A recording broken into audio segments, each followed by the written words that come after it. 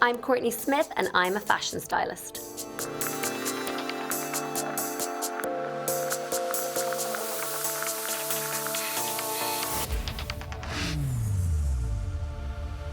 When I was a kid, I wanted to be a singer. That's all I could dream about, all I could think about. I would go around the house singing all day long.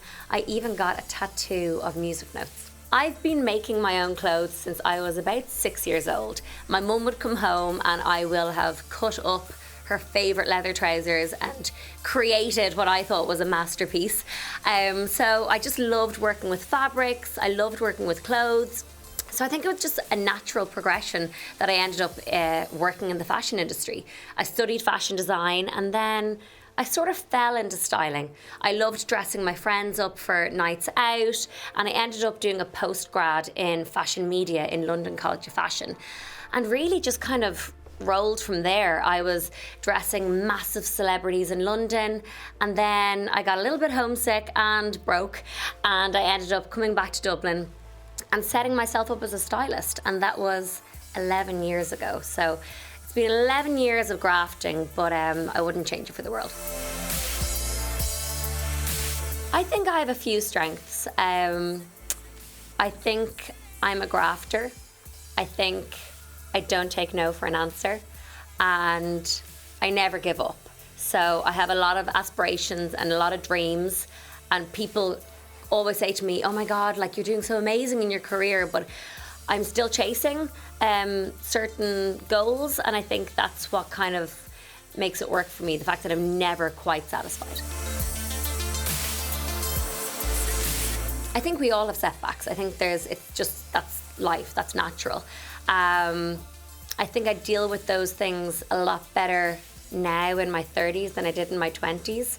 I would have taken things in my career like setbacks and knockbacks a lot harder and to take them personally, and I would get very upset, but I think now it's all part of the process. So I will sit back, I will breathe, I will talk. I talk to my friends, I talk to my boyfriend, I talk to my family, and I think that really helps. Yeah, the fashion industry is a really tough industry to work in, but I'm so passionate about it, and I think once you make your career your passion, or your passion your career even, it's really easy to stay motivated because every day is a challenge, but it's also, you're so lucky to be working in that field, and I never take that for granted.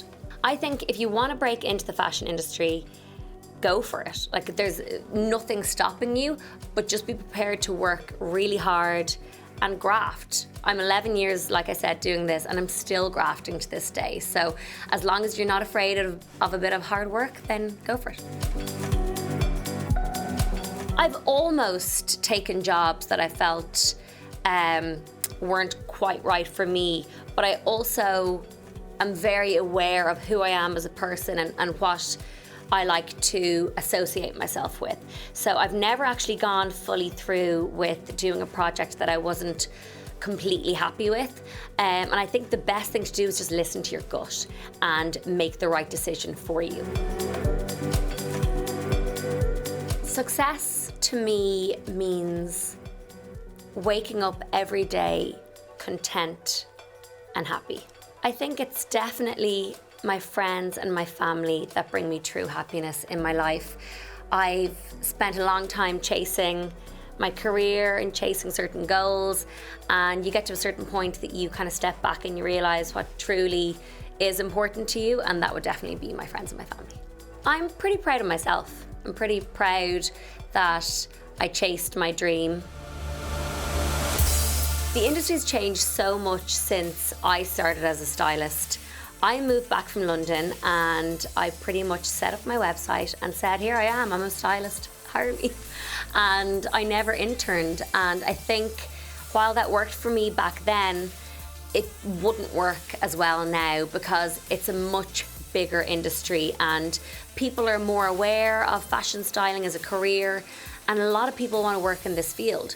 So I do think that interning and assisting is a really good way to start your career in the fashion industry. And there's different routes in. You could intern within a magazine, you could intern with a fashion stylist like myself, and it's really a learning curve. You're understanding how the industry works, how to borrow clothing, how to create a mood board. So it's invaluable, and it's something that you won't learn in college. Even though there are courses out there now for fashion styling, I think it's definitely probably the best route in.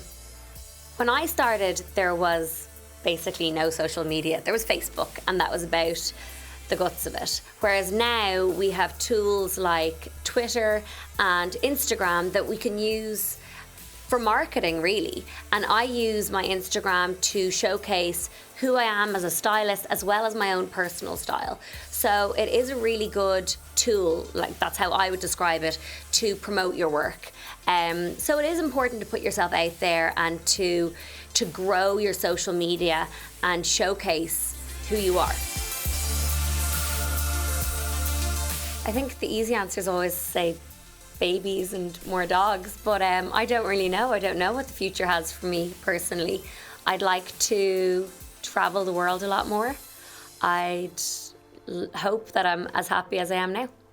If I woke up tomorrow and I wasn't as passionate about my career in styling, I would just reinvent myself. I'm all about reinvention. And in 10 years' time, I might not want to do this. I might want to take a completely different career path, and that's okay. And I'm actually kind of excited about that.